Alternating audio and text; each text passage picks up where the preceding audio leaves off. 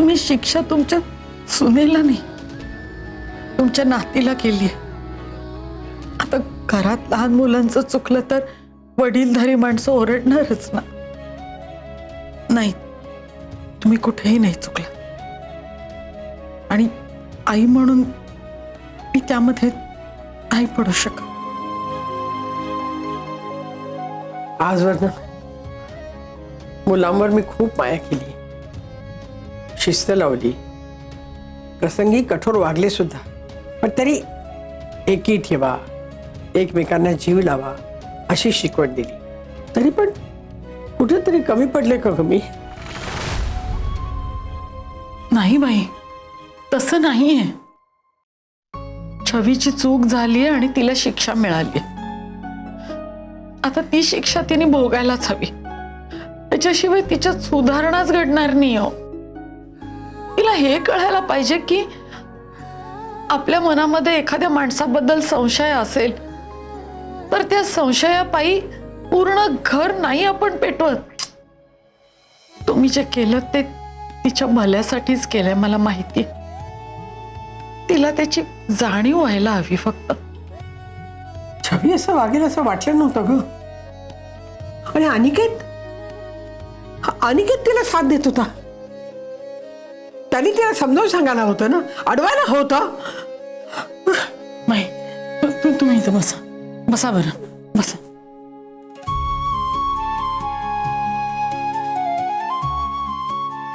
खरं तर अनिकेतची सुद्धा चूक आहेच.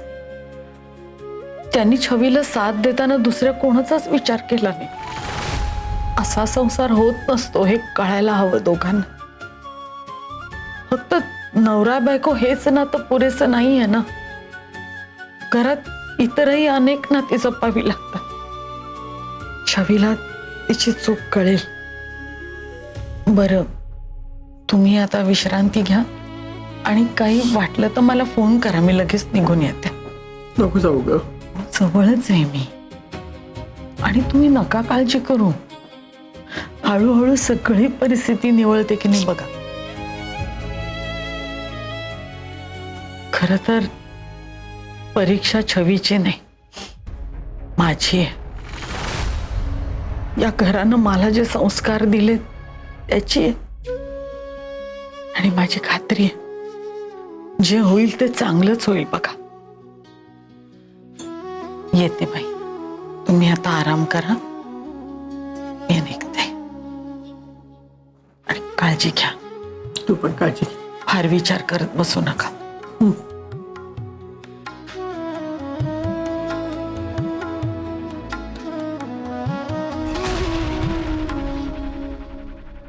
माई, थांबा.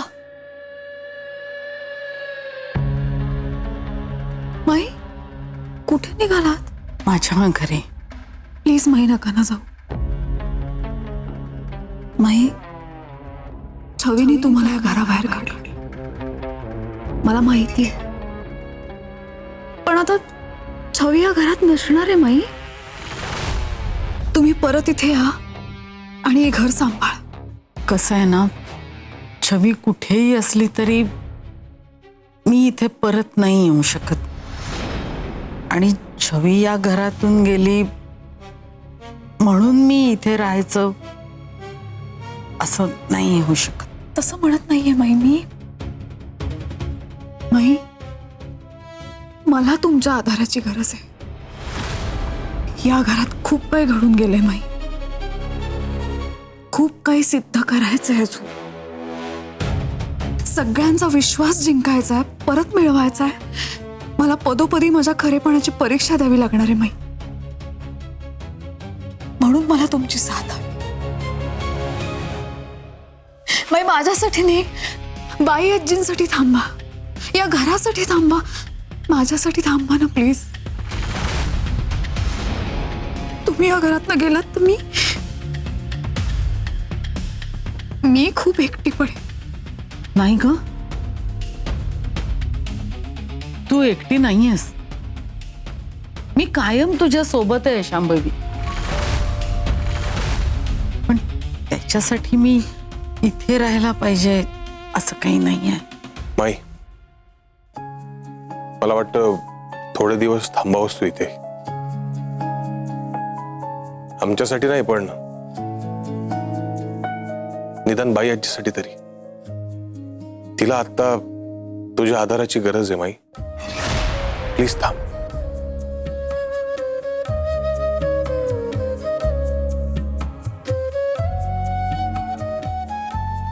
तर चला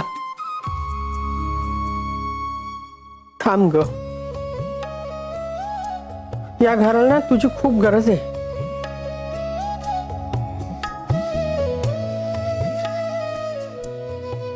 अगं मुलं किती लहान होती तेव्हा त्यांच्या डोक्यावरचं आई वडिलांचं छत्र गेलं. किती खंबीर साथ दिली होतीस तू मला. त्यांना आपल्या मुलांसारखं वाढवलंस, प्रेम दिलंस, माया दिलीस. तुझी गरज आहे ग मला. नकोच होस. थांबते, खरंच थांबते. तेजसला कळवते फक्त. माई त्याची काळजी करू नकोस. मी घेऊन येईन तेजसला.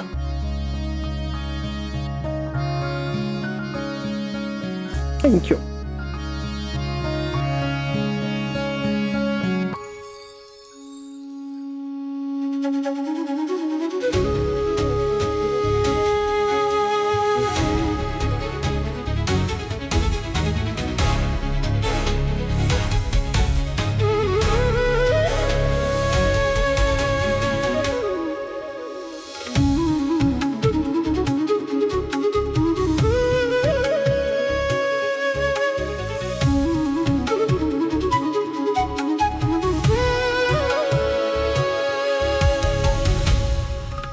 फिरंग्या, तू का येतोयस माझ्यासोबत? चूक माझी झालीये, मी जाते. आणि तसे बाईजीने मला शिक्षा दिली आहे बाहेर जायची. फिरंग्या ऐक ना माझं. तू नको ना इथून बाहेर पडूस. तुझी माणसं, तुझं घर सोडून तू नको बाहेर पडू. ऐक ना माझं. छवी ऐक ना, मी कुठेही जाणार नाहीये. कारण आपण फक्त नवरा बायको नाही आहोत, मित्र आहोत एकमेकांचे. आणि अशा परिस्थितीत मी तुला कधीच एकटं सोडणार नाही. स्पेशली जेव्हा तू एवढ्या मोठ्या संकटात आहे तेव्हा तर कधीच नाही. कळलं? पण फिरंग्या, आपण दोघं जर या घराच्या बाहेर पडलो तर शांभवीला रान मोकळं होईल. ती वाटेल तसं वागेल या घरात. बाई यांची आणि दादू खूप साधे आहेत रे. त्यांना नाही कळणार हे सगळं काही. ती धूर्तपणे वागेल आणि त्रास देईल घरात सगळ्यांना. आणि त्या शांभवीवर लक्ष ठेवायला कोणीही नसेल. म्हणून मी तुला सांगते, तू थांब इथे. आणि मला तर वेगळीच भीती वाटतेय. घरातल्या सगळ्यांच्या जीवाला धोका निर्माण होईल. शांभवी काहीही करू शकते. म्हणून मी तुला सांगते, तू इथे थांब. तू थांब, मी जाते घराच्या बाहेर. तुला कसं समजावू मी आणखी? समजावायची काही गरजच नाही आहे ना छवी. का समजावतेस?